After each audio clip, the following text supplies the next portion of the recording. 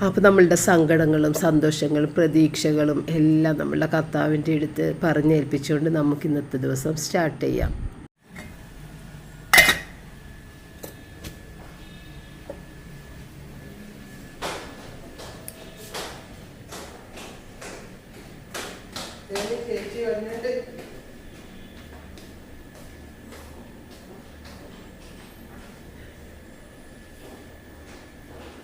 പിന്നമ്മേ ചേച്ചി എവിടെ? ചേച്ചി എവിടെ? ചേച്ചി എവിടെ? ചേച്ചി വന്നുണ്ട്.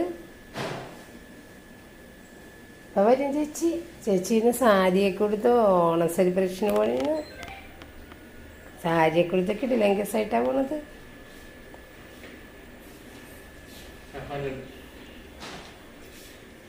വന്നണ്ടടാ വന്നണ്ടടാ. ചേച്ചി വന്നുണ്ട്. ഇതേ കൊതുകടിക്കണം. എഴുന്നേക്ക ഇവിടുന്ന്.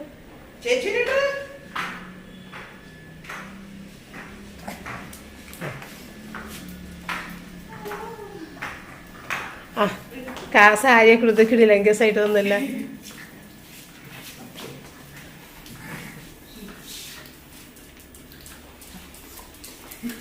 കൊള്ള നന്നായിട്ട് എടുത്തിട്ടുണ്ട്. ആ താഴത്തെ ഭാഗമൊക്കെ നല്ലപോലെ ഇരിപ്പുണ്ട്.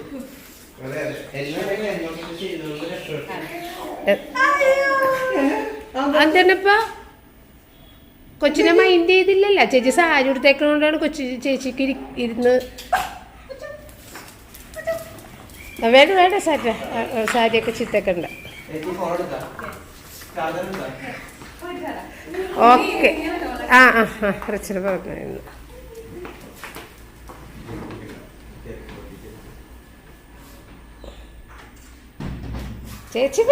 ചേച്ചിന് താമസിച്ചേ വരുള്ളൂ. സെലിബ്രേഷൻ കഴിഞ്ഞ് എവിടെ പോയിപ്പോ ചേച്ചി?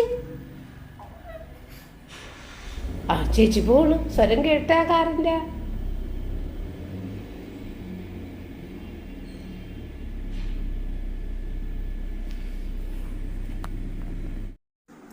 അപ്പം നമ്മുടെ റൂബിയിൽ ഇങ്ങനെ കാറൊക്കെ ഇറക്കുമ്പോഴത്തേക്ക് ഇതുപോലെ ഇവിടെ വന്ന് നോക്കിക്കോട്ടെ. അപ്പോൾ ഈ കർട്ടൻ നമ്മൾ താഴെ വരെ വലിച്ചിട്ട് കഴിഞ്ഞിട്ടുണ്ടെന്നുണ്ടെങ്കിൽ അത് ഇങ്ങനെ കാണാൻ പറ്റാഞ്ഞിട്ടേ അതിലിങ്ങനെ ആ നഖം കൊണ്ട് സ്ക്രാച്ച് ചെയ്ത് ഇങ്ങനെ സൂക്ഷ്മമായിട്ട് നോക്കാൻ ശ്രമിക്കുമ്പോൾ അത് കീറിപ്പോകാൻ സാധ്യത ഉള്ളതുകൊണ്ട് അതിനെ പൊക്കി മുകളിലേക്ക് കുറച്ചിങ്ങനെ കയറ്റി വെച്ച് കൊടുത്തേക്കുന്നതുകൊണ്ട് അവൾക്ക് നന്നായിട്ട് കാണാം കേട്ടോ. അപ്പോൾ ഇന്ന് സാറ്റ്നക്ക് ഓണം സെലിബ്രേഷനാണ് ഓഫീസിൽ. അപ്പോൾ അതിന് വേണ്ടിയിട്ട് ഒരു സാരിയൊക്കെ ഉടുത്ത് പോയി. എല്ലാവരും കേരള സാരിയൊന്നും അങ്ങനെ ഉടുക്കാറില്ല. ഏതെങ്കിലും സാരികളൊക്കെയാണ് എല്ലാവരും ഉടുക്കുന്നത്. അപ്പം അങ്ങനെ അതിൻ്റെ ബ്ലൗസെല്ലാം നമ്മൾ കഴിഞ്ഞ ദിവസം പോയിട്ട് സ്റ്റിച്ച് ചെയ്യിക്കാനൊക്കെ കൊടുത്തത് സ്റ്റിച്ച് ചെയ്യിച്ച് എടുത്ത ബ്ലൗസാണ് കേട്ടോ. ഇവിടെ ഞാൻ കൊടുക്കുന്ന സ്ഥലത്താണ് ഇപ്പോൾ സാറ്റിനെ കൊടുത്തത്. നേരത്തെ സാറ്റിൻ്റെ വീടിൻ്റെ അവിടെ ആയിരുന്നല്ല കൊടുത്തുകൊണ്ടിരുന്ന വെച്ചത്. ഇപ്പോൾ നമ്മൾ എൻ്റെ ബ്ലൗസ് തുന്നണ ആ സ്ഥലത്ത് തന്നെ വിയന്ന ഫോർട്ട് കൊച്ചി വേളി ജംഗ്ഷനിലാണ്. അപ്പോൾ അത് ഒക്കെ 2 ദിവസം കൊണ്ട് എന്തോ തന്നെ സ്റ്റിച്ച് ചെയ്തൊക്കെ കൊടുത്തായിരുന്നു. അപ്പോൾ ഇന്ന് ഞാൻ രാവിലെ ഇത്തിരി നൂഡിൽസ് വെജിറ്റബിൾസും എഗ്ഗൊക്കെ ഇട്ടിട്ടാക്കാമെന്ന് വിചാരിച്ചിട്ടാണ്. അപ്പോൾ ഈ ഒരു ഹക്ക നൂഡിൽസ് കുറേ അധികം നാളായിട്ട് അങ്ങനെ എടുക്കാതെ വെച്ചേക്കണേണ്. കാരണം നമ്മൾ ഒരുപാട് നൂഡിൽസ് അതൊക്കെ ആയിട്ട് പാസ്തയൊക്കെ ആയിട്ട് അങ്ങനെ മേടിച്ച് കുറേ ഉണ്ടായിരുന്നല്ലോ. അന്ന് നമ്മൾ മട്ടാഞ്ചേരിക്കടയിൽ ഞാനും സാറ്റിനെ റിച്ചാർഡും കൂടി പോയി മേടിച്ചേ കുറേ ഉണ്ടായിരുന്നു. അപ്പോൾ അങ്ങനെ എല്ലാം എടുത്തെടുത്ത് അവസാനം പൊട്ടിക്കാത്തൊരു പാക്കറ്റ് ഇതായിരുന്നു. അപ്പോൾ അതിനകത്ത് നിന്ന് കുറച്ചെടുക്കാമെന്ന് വിചാരിച്ച് അങ്ങനെ വെള്ളം തിളപ്പിക്കാനൊക്കെ വെച്ച് അങ്ങനെ കുറച്ച് നൂഡിൽസ് അതിനകത്ത് നിന്ന് എടുത്ത് ആവശ്യത്തിന് മാത്രം, ഞങ്ങൾക്ക് 3 പേർക്കുള്ളത് മാത്രം എടുക്കണുള്ളൂ. പിന്നെ ക്യാരറ്റ്, ബീൻസ്, ക്യാബേജും കൂടി ഉണ്ടാകുന്നിട്ട് അത് ഇതിനകത്തിരുന്നത് കണ്ടില്ലെന്ന് തോന്നുന്നുണ്ട്. അങ്ങനെ 3 സാധനങ്ങൾ. ആദ്യം നമ്മൾ ഇത്തിരി വെളുത്തുള്ളി സവാള വെച്ചിട്ടാണ് അതിനകത്തേക്ക് വെജിറ്റബിൾസ് ഇട്ട് അതൊന്ന് പതിയൊന്നാക്കി കഴിയുമ്പോൾ അതിനകത്തേക്ക് 2 മുട്ടയും കൂടി ഇട്ടിട്ട് പിന്നെ ഇത്തിരി കുരുമുളക് പൊടി ഇതിനകത്ത് ഇടും. അല്ലാതെ പിന്നെ ഞാൻ എൻ്റെ കയ്യിൽ മസാല മാഗിയുടെ ടേസ്റ്റ് മേക്കറില്ലേ അതുള്ളത് കൊണ്ട് അത് 2 പാക്കറ്റാണ് ഇട്ടിട്ട് നല്ല മിക്സ് ചെയ്തെടുത്തത് കേട്ടോ. അപ്പോൾ നൂഡിൽസ് ആണെന്ന് നേരം കൊണ്ടില്ലേ ഞാനൊരു കാര്യം ചോദിക്കാം. അതായത് കരയുമ്പോൾ മാത്രമേ കരയാൻ പാടുള്ളൂ, ചിരിക്കുമ്പോൾ മാത്രമേ ചിരിക്കാൻ പാടുള്ളൂ എന്ന് കേട്ടിട്ടുണ്ട്. അതായത് നമ്മൾ കരയുമ്പോൾ നമ്മളുടെ മനസ്സ് ഉള്ളിലും കരഞ്ഞാലേ പുറത്തത് കാണിക്കാൻ പാടുള്ളൂ. ഉള്ളിൽ ചിരി വരുമ്പോഴാണ് നമ്മൾ പുറത്ത് ചിരിക്കേണ്ടത്. അപ്പം നിങ്ങൾ വിചാരിക്കും അങ്ങനെയാണല്ലോ, സങ്കടം തോന്നുമ്പോഴല്ലേ നമ്മൾ കരയുക, ഭയങ്കര ഒരു തമാശയൊക്കെ കേട്ട് നമ്മൾ പെട്ടെന്ന് ചിരിക്കുകയും ചെയ്യൂലേ. അപ്പോൾ ഉള്ളിൽ ചിരി വന്നിട്ടല്ലേ ചിരിക്കാമെന്ന് നിങ്ങൾ ചിലപ്പോൾ ഓർക്കും. പക്ഷേ അങ്ങനെയല്ല. ഇപ്പോൾ ഒരു ഉദാഹരണം പറഞ്ഞുതരാം. ഒരു പൊളിറ്റീഷ്യൻ മരിച്ചേക്കണെന്ന് വിചാരിച്ചോ, അതിൻ്റെ ബാക്കിയുള്ള അണികളൊക്കെ വരുമല്ലോ, അവരെല്ലാവരും എത്ര സങ്കടത്തോടു കൂടിയാണ് അവരുടെ ഓരോരുത്തരുടെയും പ്രസംഗങ്ങൾ, അയാളെക്കുറിച്ചുള്ള ഓർമ്മകൾ എല്ലാം ഷെയർ ചെയ്യുന്നത്. എല്ലാവരും ആ മരിച്ച് ആ ഒരു സ്ഥലത്ത് വരുമ്പോൾ എത്ര മുഖം സങ്കടമായിട്ടാണ് അവർ പിടിച്ചിരിക്കുന്നത്. പക്ഷേ അവരുടെ എല്ലാം ഉള്ളിൽ ചിരിക്കണമല്ലേ അവർ. കാരണം അവർക്കാണ് ഇനി അടുത്ത സ്ഥാനം. ഇത് ചത്ത് കിട്ടിയത് രക്ഷപ്പെട്ടു. അതൊരു സിനിമയിൽ ഫഹദ് ഫാസിലൊക്കെ ചെയ്യണത്, അയ്യോ എന്ത് രസമാണ്. ഇന്നസെൻ്റൊക്കെ എത്ര മനോഹരമായിട്ടാണ് അവർ അതൊക്കെ അവതരിപ്പിച്ചേക്കണത്. ആ സീനൊക്കെ ഒരിക്കലും മറക്കില്ല. ഇന്നസെൻ്റൊക്കെ ഇരുന്നിട്ട് വിഷമിക്കുന്നത്. സിനിമയുടെ പേരൊന്നും എനിക്ക് ഓർമ്മയില്ല, ഫഹദ് ഫാസിലിൻ്റെ. അയ്യോ എന്ത് രസമാണ്. അപ്പോൾ അങ്ങനെ അതാണ് ഒരു എക്സാമ്പിൾ. അപ്പോൾ ഉള്ളിൽ ചിരിച്ചുകൊണ്ടാണ് പുറത്ത് നമ്മൾ കരയുന്നത്. ഒരാൾ അഭിനന്ദിച്ചുകൊണ്ടുള്ളൊരു പ്രസംഗം ചെയ്യുമ്പോൾ ഉള്ളിൽ നമ്മൾ അഭിനന്ദിക്കുകയാണ് ചെയ്യണത്? ഒരിക്കലുമില്ല. ഉള്ളിൽ ഇഷ്ടക്കുറവോടുകൂടി തന്നെയാണ്. പുറത്തത് പറയാതിരിക്കാൻ നിവൃത്തിയില്ല ഈ സന്ദർഭത്തിൽ. അതുകൊണ്ട് ഒരു അഭിനന്ദനം ഇങ്ങനെ അറിയിക്കുന്നു. പക്ഷേ ഉള്ളിൽ നമ്മൾ താല്പര്യമില്ലാതെ അന്നേ പുറത്ത് വളരെ ആഹ്ലാദത്തോടും ആവേശത്തോടും കൂടി ആയിരിക്കുള്ളൂ ആ ഒരു പ്രസംഗം നമ്മൾ ചെയ്യാം. അപ്പോൾ ഏകദേശം ഞാൻ പറഞ്ഞ കരയുമ്പോൾ കരയണമെന്നുള്ളതും ചിരിക്കുമ്പോൾ ചിരിക്കണം എന്നുള്ള കാര്യവും മനസ്സിലായെന്ന് വിചാരിക്കുന്നു. അപ്പം ഇങ്ങനെ സംസാരിച്ച് നമ്മളുടെ ബ്രേക്ക്ഫാസ്റ്റൊക്കെ ഇതിൻ്റെ ഇടയിൽ ഇങ്ങോട്ട് കഴിഞ്ഞ്, പിന്നെ ഞാൻ പാത്രങ്ങളൊക്കെ ഒന്ന് ഇങ്ങോട്ട് കഴുകി വെച്ചിട്ട് ഇത്തിരി തുണി അലക്കാൻ വേണ്ടിയിട്ടുള്ളത് പുറത്ത് ഇട്ടിട്ടുണ്ട്. കുട്ടികളുടെ, അതായത് കല്ലിൽ അലക്കാനായിട്ടുള്ള എൻ്റെ തുണികളെല്ലാം പുറത്ത് ഞാൻ നനച്ച് വെച്ചിട്ടുണ്ട്. കുട്ടികളുടെ തുണികൾ ഒരു സെറ്റ് കൊണ്ടുവന്നിട്ട് മിഷ്യനിൽ ഇട്ടിട്ടുണ്ട് കേട്ടോ. അപ്പോൾ അതെല്ലാം ഒന്ന് കഴുകിയെടുത്ത് എന്നിട്ട് പിന്നെ വേഗം തന്നെ മോപ്പെടുത്ത് തുടക്കൽ ഒന്നിച്ച് കഴിയൂട്ടോ. എന്നിട്ടാണ് ഞാൻ കുളിക്കാൻ പോകണം. കാരണം എനിക്ക് ഈ അലക്കി കഴിഞ്ഞാലില്ലേ എൻ്റെ ഉടുപ്പ് മുഴുവൻ നനഞ്ഞിട്ടുണ്ടാവും. പണ്ട് ഞാൻ പപ്പട വീട്ടിൽ ചെന്നപ്പോഴാണ് ആദ്യമായിട്ട് അലക്കണത്. അതുവരെയും ഞാൻ തുണികളൊന്നും കഴുകിയിട്ടുണ്ടാകുന്നില്ല. അപ്പോൾ പപ്പട വീട്ടിലെന്ന് പറഞ്ഞു കഴിഞ്ഞാൽ അലക്കാതെ പറ്റൂല. കാരണം മെഷീൻ മേടിക്കാൻ നമ്മൾ സമ്മതിക്കൂല. നമുക്ക് ഇഷ്ടമല്ല മെഷീനിൽ അലക്കൊന്നും. അലക്കണമെങ്കിൽ അല്ലേ തന്നെ അലക്കണമെന്നുള്ള ഒരു ചിന്തയാണ് പണ്ടത്തെ ആളുകളല്ലേ.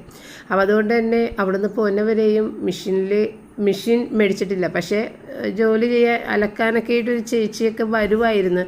എങ്കിലും ചില സമയങ്ങളിൽ നമ്മൾ അപ്പം ആ ചേച്ചി പറഞ്ഞതിന് മുൻപ് തന്നെയും തുണികൾ നനച്ച് വെക്കണമെന്ന് പറഞ്ഞിട്ടുണ്ടാവും എൻ്റെ അടുത്ത്. അപ്പോൾ അത്രയും നേരം തുണി അവിടെ കുതിർന്നിരിക്കട്ടെ, അപ്പോൾ വന്നു കഴിഞ്ഞാൽ ഉടനെ കയറിയിട്ട് അങ്ങോട്ട് അലക്കല്ല. അല്ലെങ്കിൽ പുള്ളിക്കാരത്തി വന്നു കഴിഞ്ഞിട്ട് പിന്നെ നനച്ച് പിന്നെ കുറച്ച് നേരം അത് വെച്ചിട്ടല്ലേ അലക്കാൻ പറ്റുള്ളൂ. അങ്ങനെ ഞാനെപ്പോഴും ഈ തുണികൾ ആ ചേച്ചി വന്നതിന് മുമ്പ് ഇങ്ങനെ നനച്ചവിടെ വെച്ചിട്ടുണ്ടാവും. പക്ഷേ ആ ചേച്ചി പെട്ടെന്നായിരിക്കുള്ളൂ ലീവ് എടുക്കുന്നത്. പിന്നെ ആ തുണികളെല്ലാം ഞാൻ തന്നെ കഴുകേണ്ടി വരും. അപ്പോൾ അങ്ങനെയൊക്കെ കഴിയുമ്പോഴത്തേക്ക് ആ ചേച്ചീനെ നമ്മൾക്ക് വേണ്ടാന്ന് പറഞ്ഞു. ഇതൊക്കെയാണ് ഞങ്ങളുടെ നാട്ടിൽ ജോലിക്കാരെ നിർത്തിയാലുള്ള അവസ്ഥ. അവരൊന്നും വരുമൊന്നുമില്ല. അവസാനം നമ്മൾ ആ പണികൾ ചെയ്യുകയും ചെയ്യണം. അവരുടെ പൈസ കൊടുക്കാതിരിക്കാനും പറ്റൂല. അപ്പോൾ അങ്ങനെ ഞാൻ കല്ലിൽ അലക്കുമായിരുന്നു കേട്ടോ. പിന്നെ നമ്മൾ ഈ വീട്ടിലേക്ക് വന്ന് ഇപ്പോൾ 20ാമത്തെ വർഷമാണ് ഇവിടെ താമസിക്കുന്നത്. ആ സമയം മുതൽ പിന്നെ നമ്മളുടേതായ ഒരു ഇതിലേക്ക് വന്നു കഴിഞ്ഞപ്പോഴത്തേക്കും നമ്മൾ വാഷിംഗ് മെഷീനിലാണ് അലക്കണത്. അപ്പോൾ ഞാൻ പറഞ്ഞിട്ടില്ലേ, ഈ അലർജി ഉണ്ട്, ഡിറ്റർജൻറ്റ് അലർജി നല്ല രീതിയിൽ എനിക്കുണ്ട്. പക്ഷേ ഇപ്പോൾ ഞാൻ കയ്യുറയൊക്കെ മേടിച്ചിട്ട് ഏതായാലും പുറത്ത് തന്നെ ഇങ്ങനെ കഴുകുമ്പോൾ എനിക്ക് ഭയങ്കര സന്തോഷം. എനിക്ക് അലക്കണമൊക്കെ ഭയങ്കര ഇഷ്ടം. അങ്ങനെ ഭയങ്കര സന്തോഷം അലക്കണം. അപ്പോൾ കുട്ടികളുടേത് സാറ്റിനെയും കൈകൊണ്ട് പുറത്തിടുന്നതെല്ലാം കഴുകി ഇടും കേട്ടോ. അല്ലാത്തതെല്ലാം വീട്ടിലിടുന്നതെല്ലാം മെഷീനിലിടും. അപ്പോൾ അങ്ങനെ ഇന്ന് 2 തുണി കഴുകൽ അത് വിരിക്കലൊക്കെ ഉണ്ട് എനിക്ക്. അപ്പോൾ അതിൻ്റെ ഇടയ്ക്ക് വേഗം മീനൊന്ന് വെട്ടിയെടുത്താണ് കേട്ടോ. ഷാജി രാവിലെ തന്നെ മീൻ കൊണ്ടുവന്ന് വെച്ചിട്ടുണ്ടായിരുന്നു. അപ്പോൾ ഞങ്ങൾക്കിവിടെ ഞാൻ ഇന്നലത്തെ വീഡിയോയിൽ പറഞ്ഞു തന്നിട്ടുണ്ട്, മീൻ വെട്ടി കിട്ടുന്നതുണ്ട്. ഇപ്പോൾ നമ്മൾ തൊട്ടടുത്ത് തന്നെ ഉണ്ടെങ്കിലും ഒരു തൃപ്തിയില്ലാത്തതുകൊണ്ടാണ് കേട്ടോ നമ്മൾ മേടിക്കാത്തത്. അത് പഴയ മീനായിരിക്കും ഭൂരിഭാഗവും. അപ്പോൾ അത് മീൻ വെട്ടൽ കഴിഞ്ഞ് പിന്നെ അത് ഒന്ന് മാരിനേറ്റ് ചെയ്ത് വെച്ച് കുറേ ഫ്രീസറിലോട്ടും വെച്ച് അത് കഴിഞ്ഞിട്ട് അലക്ക് കഴിഞ്ഞ് ഈ ഒരു മോപ്പ് എടുത്തിട്ട് വേഗം അത് തുടക്കാൻ വേണ്ടി. അപ്പോൾ കുട്ടികളുടെ തുണി വിരിക്കാൻ വേണ്ടിയിട്ട് അവിടെ എടുത്ത് വെച്ചിട്ടുണ്ട്. അപ്പം ഞാനില്ലേ അലക്കിൻ്റെ കാര്യം പറഞ്ഞു വന്നതില്ല, ആ ഒരു പറയാൻ പോയ കാര്യം മറന്നു. അതായത് ഞാൻ ആദ്യമായിട്ടാണല്ലോ അലക്കണത് പപ്പട വീട്ടിൽ വന്നപ്പോൾ. അതുവരെയും അലക്കിയിട്ടൊന്നും ഉണ്ടായിരുന്നില്ലല്ലോ. അപ്പോൾ ഞാൻ ഉടുത്ത ഉടുപ്പ് നനഞ്ഞ് കുതിർന്ന് ഇങ്ങനെ വെള്ളം ഒഴുകും. ആ രീതിയിലാണ് അലക്കിയിട്ട് തന്നെ. അപ്പം അമ്മ പറയും, അലക്കാൻ അറിയാൻ പാടില്ലെന്ന് ഈ ഉടുപ്പ് കാണുമ്പോഴറിയാം. അലക്കുമ്പോൾ ഒരു തുള്ളി വെള്ളം പോലും മേത്താകാതെ അലക്കുന്നതാണ് അതിൻ്റെ എല്ലാത്തിനും ഒരു കല ഉണ്ടല്ലോ. അപ്പോൾ ആ ഒരു കലയെന്ന് പറയുന്നത് ആ തുണി നമ്മൾ ഉടുത്തിരിക്കുന്ന വസ്ത്രത്തിൽ വെള്ളമാകാതെ അലക്കുക എന്നുള്ളതാണെന്നൊക്കെ അമ്മ ഇങ്ങനെ പറയും കേട്ടോ. അതൊന്നും എനിക്ക് ഇപ്പോഴും സാധിക്കാത്ത കാര്യമാണ്. ഇപ്പോഴും ഞാൻ അലക്കി വരുമ്പോഴത്തേക്കും നനഞ്ഞ് വെള്ളം ഇങ്ങനെ ഒഴുകി ഉടുപ്പേ കൂടി താഴേക്ക് ഒഴുകിക്കൊണ്ടിരിക്കും. അങ്ങനെയാണ് ഞാൻ അലക്കി വരണത്. അപ്പോൾ അതോടുകൂടി തുടക്കലും കഴിഞ്ഞ് എല്ലാം കഴിഞ്ഞിട്ട് ഞാൻ പോയി കുളിച്ചതാണ് കേട്ടോ. അത് കഴിഞ്ഞ ഉടനെ തന്നെ പോയി കുളിച്ച് വസ്ത്രം മാറി വന്നിട്ടാണ് പിന്നെ മീൻ വറുക്കാനൊക്കെ. അപ്പോൾ അത്രയും നേരം ആ മീൻ അവിടെ ഇരുന്നിട്ട് നല്ല എരിവ് ഉപ്പൊക്കെ പിടിച്ചിട്ടുണ്ട്. അപ്പോൾ ഇത് അപ്പച്ചട്ടിയിൽ വറുക്കാനായിരിക്കുള്ളൂ നല്ലത്. കാരണം കട്ടിയുള്ള മീൻ അപ്പച്ചട്ടിയിലിട്ട് വറുക്കണ അത് നടുഭാഗത്തല്ലേ എണ്ണ ഇങ്ങനെ കിടക്കുകയുള്ളൂ, പരന്ന് പോകില്ലല്ലോ. അപ്പം നന്നായിട്ട് തന്നെ അതിൻ്റെ പകുതി വശം തന്നെ നല്ല മുരിഞ്ഞു വരും. തിരിച്ചിടുമ്പോൾ മറ്റുള്ള ആ പൊക്കത്തിൻ്റെ പകുതിയാണ് കേട്ടോ ഉദ്ദേശിച്ചത്. ആ പകുതി അങ്ങനെ മൊരിഞ്ഞിങ്ങോട്ട് വരും. മറ്റേത് അങ്ങനെയല്ല, അടിവശം മാത്രമേ മൊരിയുള്ളൂ, രണ്ട് സൈഡ് മാത്രമേ മൊരിഞ്ഞു വരുള്ളൂ. ആ നടുഭാഗത്ത് ആ കട്ടിഭാഗം ഒട്ടും മൊരിച്ചിട്ടുണ്ടാവില്ല. പിന്നെ അതിനെ തിരിച്ചും മറിച്ച് നോക്കിയിടണം. അപ്പോൾ റിച്ചാർഡ് വന്നിട്ട് പറഞ്ഞു, മമ്മി എനിക്കിത്തിരി വെള്ളം കുടിക്കണമല്ലോ എന്ന് പറഞ്ഞ്, എന്തെങ്കിലും ഒന്ന് കലക്കിത്താന്ന് പറഞ്ഞ്. അപ്പോൾ ടാങ്ക് ഒന്ന് കലക്കിക്കോളൂ. 2 പാക്കറ്റ് വരെ മേടിച്ച് വെച്ചിട്ട് 1 പാക്കറ്റ് മാത്രം പൊട്ടിച്ചതിനകത്ത് ഒരു പ്രാവശ്യം എടുത്തത്. ഇപ്പോൾ 2ാമത്തെ പ്രാവശ്യമാണ്. മറ്റേ പാക്കറ്റ് പൊട്ടിച്ചിട്ടേ ഇല്ല. അപ്പോൾ അത് കലക്കി കൊടുത്ത്. അപ്പോൾ അവൻ പറഞ്ഞത്, മമ്മി എനിക്കിത്തിരി ഗ്യാസുള്ള സാധനങ്ങൾ കുടിക്കണം, സോഡാ മേക്കർ വേണമായിരുന്നു മമ്മി എന്നെ എടുത്ത് പറഞ്ഞു. അപ്പോൾ എനിക്കിതുവരെയും മേടിക്കാൻ തോന്നാത്തൊരു സാധനമാണ് സോഡാ മേക്കർ കേട്ടോ. അപ്പോൾ ഇന്ന് എനിക്ക് വിദേശത്തു നിന്നൊക്കെ കോളുകളുണ്ടായ ദിവസമായിരുന്നു. അപ്പോൾ അവർ വിളിക്കുമ്പോൾ സംസാരിക്കാതെ നിവർത്തിയില്ല. പിന്നെ വിളിക്കുമെന്ന് പറയാൻ പറ്റില്ല. അതുകൊണ്ട് തന്നെ ഒത്തിരി ടൈം പോയതുകൊണ്ട് എനിക്ക് പപ്പയ്ക്ക് ഒരു ചാറ് കറിയൊന്നും ഉണ്ടാക്കാൻ സാധിച്ചില്ല. ഞാൻ ആ നനഞ്ഞ ഉടുപ്പ് കൊടുത്തിട്ടാണ് കംപ്ലീറ്റ് കോൾ അറ്റൻഡ് ചെയ്തത് കേട്ടോ. ആ ഉടുപ്പൊക്കെ മാറിയത് ഒത്തിരി ലേറ്റായിട്ട്, ഏകദേശം 1 മണിയൊക്കെ ആയിട്ടുണ്ട്. അപ്പോഴാണ് ഉടുപ്പൊക്കെ മാറി കുളിച്ച് വന്ന് ഇത് വറുക്കാനൊക്കെ സാധിച്ചത് കേട്ടോ. റിച്ചാർഡിന് ഇത്തിരി ചിക്കൻ ഫ്രൈ ഉണ്ടായിരുന്നു. അപ്പോൾ കൂട്ടത്തിൽ ഇത്തിരി ഫ്രഞ്ച് ഫ്രൈസ് കൂടി വറുക്കാൻ പറഞ്ഞ് അതാണ് റിച്ചാർഡിന് കൊടുത്തത്. കുടിക്കണത് അങ്ങനെ തിരിഞ്ഞേ വൈൻ. ഏത് വൈനാണത്? കഴിഞ്ഞ ക്രിസ്മസിന് നമ്മൾ ഇട്ട വൈൻ. ഇതൊക്കെ കുടിച്ചുകൊണ്ടിരിക്കണേണ് ഇത്തിരി ആയിട്ട്.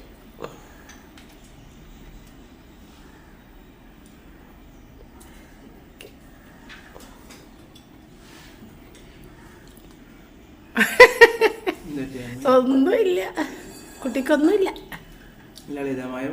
ലളിതമായ ഭക്ഷണമാണ്.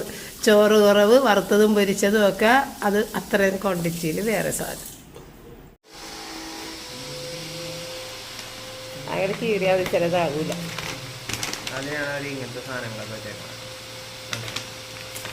കീറിപ്പറിച്ചെടുക്കണ്ടതാ. ഒരു കീറിയാൽ എടാ ഒരു വർഷത്തെ എന്തിനാണ് ഇങ്ങനെ കീറിപ്പറിച്ച കവർ ഞാൻ ഇങ്ങനെ എടുത്ത് വെച്ച് കൊടുക്കണത്.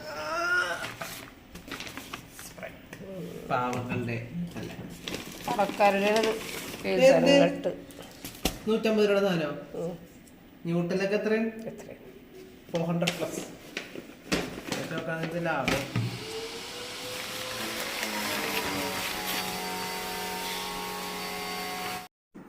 അപ്പോൾ സംസാരത്തിൻ്റെ ഇടയിൽ കേട്ടൊരു ശബ്ദത്തിൻ്റെ ഉറവിടം തേടി ഞാൻ എത്തിയപ്പോഴേക്കും പപ്പ ഇവിടെ ക്ലീൻ ചെയ്തുകൊണ്ടിരിക്കണേ കേട്ടോ.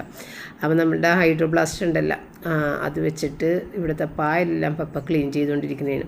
ഞാൻ എപ്പോഴും കുട്ടികളുടെ അടുത്ത് എപ്പോഴും പറഞ്ഞൊരു കാര്യമാണ്, പപ്പ ഇല്ലെങ്കിലുള്ള അവസ്ഥ ഒന്ന് ചിന്തിച്ച് നോക്കി. എത്ര ധൈര്യമാണ് നമുക്ക് പപ്പ വീട്ടിലുള്ളപ്പോൾ എന്ന് ഞാൻ എപ്പോഴും പറയാറുണ്ട്. കാരണം ഒന്നും നമ്മൾ തിരിഞ്ഞു നോക്കണ്ട, എല്ലാ കാര്യവും പുള്ളി ശ്രദ്ധിച്ചുകൊണ്ടിരിക്കും. ഭയങ്കര ശ്രദ്ധയുള്ള ആളാണ്. നമ്മൾക്ക് അലസമായിട്ടിരിക്കാം, അമ്മക്കും മക്കൾക്കും വീടിൻ്റെ അകത്ത് അലസമായിട്ടിരിക്കാം. പപ്പ വളരെയധികം ഒരുപാട് ശ്രദ്ധയോടെ നിൽക്കുന്ന ആളാണ്.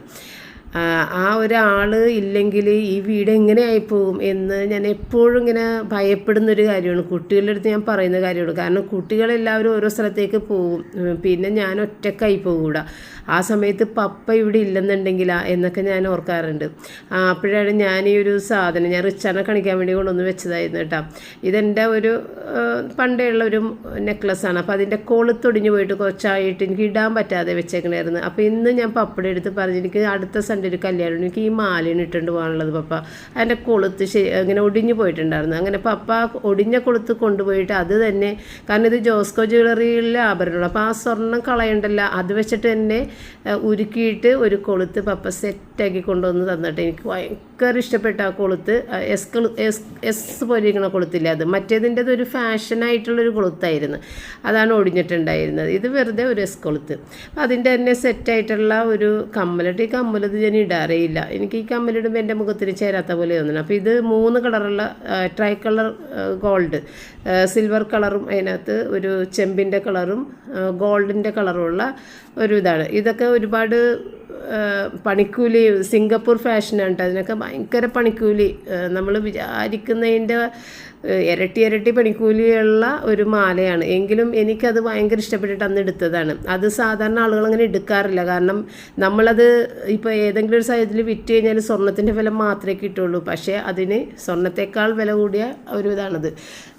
വിൽക്കുമ്പോൾ നമുക്ക് റീസെയിൽ വാല്യൂ ഇല്ലെന്ന് അവർ മേടിക്കുമ്പോൾ തന്നെ പറയും, സാധാരണ സ്വർണ്ണത്തിൻ്റെ വിലയെ കിട്ടുള്ളൂ. പക്ഷേ അതുകൊണ്ട് തന്നെ ട്രൈ കളർ ആഭരണങ്ങൾ അങ്ങനെ ആരും തന്നെ വാങ്ങിക്കാറില്ല. അപ്പോൾ അതവർ തന്നപ്പോഴേ പറഞ്ഞിട്ടുണ്ടായിരുന്നു. അപ്പോൾ ഒരിക്കലും എനിക്കത് നഷ്ടപ്പെടില്ല എന്നുള്ളൊരു വിശ്വാസത്തിൽ ഞാൻ മേടിച്ചതാണ്. കാരണം എന്നെ സംബന്ധിച്ചത് ആരും അങ്ങനെ എടുക്കാത്ത സാധനങ്ങൾ എടുക്കുക, ഇടുക എന്നൊക്കെയുള്ളത് എൻ്റെ ഒരു ആഗ്രഹമാണ്. അപ്പോൾ അങ്ങനെ ഒരു 10-15 വർഷം, 18 വർഷമായിട്ടുണ്ടാവും അത് മേടിച്ചിട്ട്. അപ്പം അതിൻ്റെ കൊളുത്തൊക്കെ റെഡിയാക്കി പപ്പ കൊണ്ടുവന്ന് തന്നിട്ട്, അപ്പോൾ അടുത്ത ഞായറാഴ്ച കല്യാണത്തിന് മുമ്പ് അതിടണം എന്നൊക്കെ പറഞ്ഞിട്ട് അങ്ങനെ. അപ്പോൾ അങ്ങനെയുള്ള എന്ത് പറഞ്ഞു കഴിഞ്ഞാലും അപ്പോൾ ഉടനെ പോയിട്ട് ചെയ്ത് തരും കേട്ടോ. അപ്പോൾ അങ്ങനെ എപ്പോഴും ഞാൻ വിചാരിക്കുന്നൊരു കാര്യം. അപ്പം ഞാനങ്ങനെ നടക്കാൻ പോയിട്ടൊക്കെ വന്ന് കുളി കഴിഞ്ഞിട്ട് ആ സമയത്തും കുട്ടികൾ താഴേക്ക് വന്നിട്ടുണ്ടെന്നില്ല, 9:30 മണിയായി.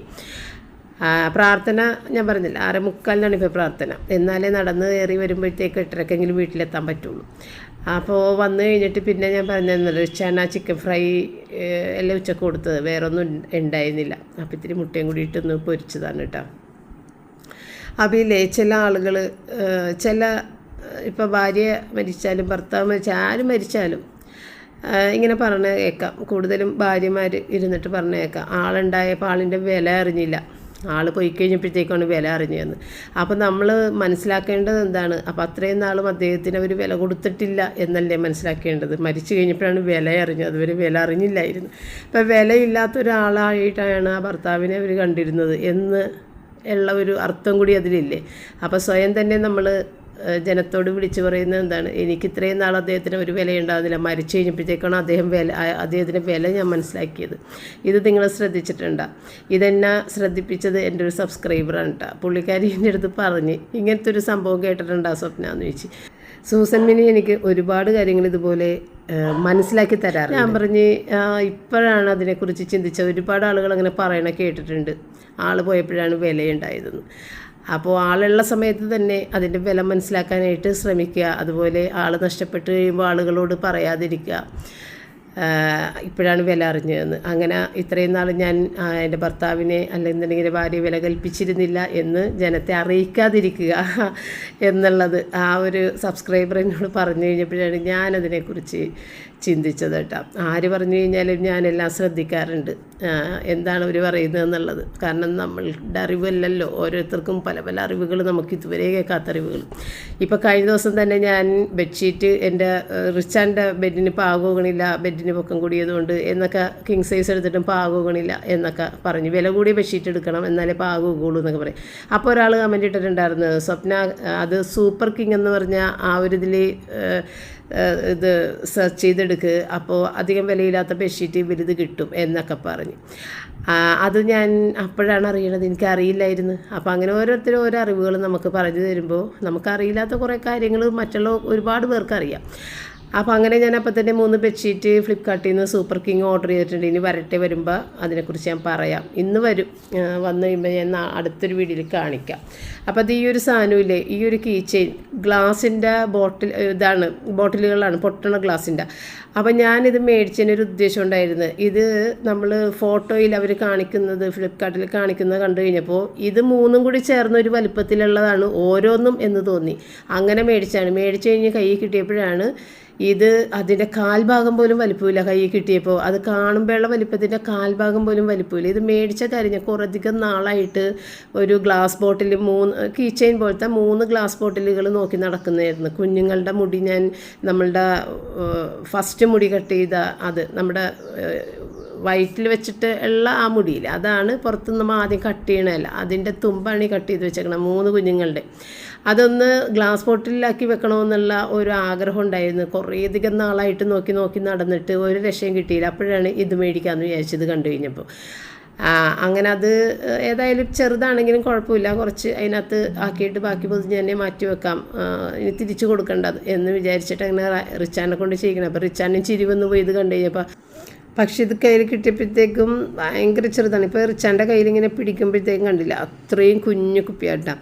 അപ്പോൾ അവൻ പറയേണ്ടി ഇതിനകത്തേക്ക് ഇത് ഒരു ഇത്തിരി പോലും കയറുന്നില്ല എന്ന് പറഞ്ഞിട്ട് പിന്നെ ഞാൻ കത്രിക എടുത്ത് കൊടുത്തിട്ട് കുഞ്ഞു കത്രിക വെച്ചിട്ടൊക്കെ കുത്തിയാണ് അതിനകത്തേക്ക് ആക്കിയത് കേട്ടോ, വളരെ കുറച്ചും മാത്രം. അത് ഏറ്റവും മുകളിലത്തത് റിച്ചാൻ്റെ ഇതും, രണ്ടാമത് കിടക്കുന്നത് റോജർ, അതിൻ്റെ താഴെ കിടക്കുന്നത് റയൻ. അങ്ങനെയുള്ള ആ ഒരു കണക്കിൽ ഇത് ഫില്ല് ചെയ്ത് എടുത്ത് വെച്ചിട്ടാണ്. അപ്പോൾ എന്നെ സംബന്ധിച്ചതൊക്കെ എനിക്ക് വലിയ സന്തോഷം തരുന്ന കാര്യങ്ങളാണ്. അപ്പോൾ അതിൻ്റെ അകത്തുള്ള ഫില്ലിങ്ങൊക്കെയാണ് കേട്ടോ നമ്മൾ പൊട്ടി മാറ്റിയത്, സ്റ്റാറുകളാണതെല്ലാം. അപ്പോൾ ഇതെല്ലാം ഇങ്ങനെ ചെയ്തതിന് ശേഷം അതിൻ്റെ അടിവശത്ത് 2-3, അതായത് ഓരോ കുത്ത് 1, 2, 3 കുത്ത് വെച്ചിട്ട് ഇട്ടും കൊടുത്തട്ടാ. ഇനി എങ്ങനെയെങ്കിലും ഇതാരെങ്കിലും മാറ്റി ഊരി അപ്പുറത്ത് താഴെ മാറ്റിയിട്ട് കഴിഞ്ഞാലും ഇത് മാറിപ്പോകാതിരിക്കാൻ വേണ്ടിയിട്ട്. അപ്പോൾ ഈ ഒരു കീ ചെയിന് 89 റുപ്പീസാണ് കേട്ടോ. അപ്പോൾ ഇത്ര ഉണ്ടാകുന്നുള്ളൂ. വീഡിയോ വൈൻഡപ്പ് ചെയ്യുന്നത്. നമുക്ക് തിങ്കളാഴ്ച വീണ്ടും കാണാം. താങ്ക്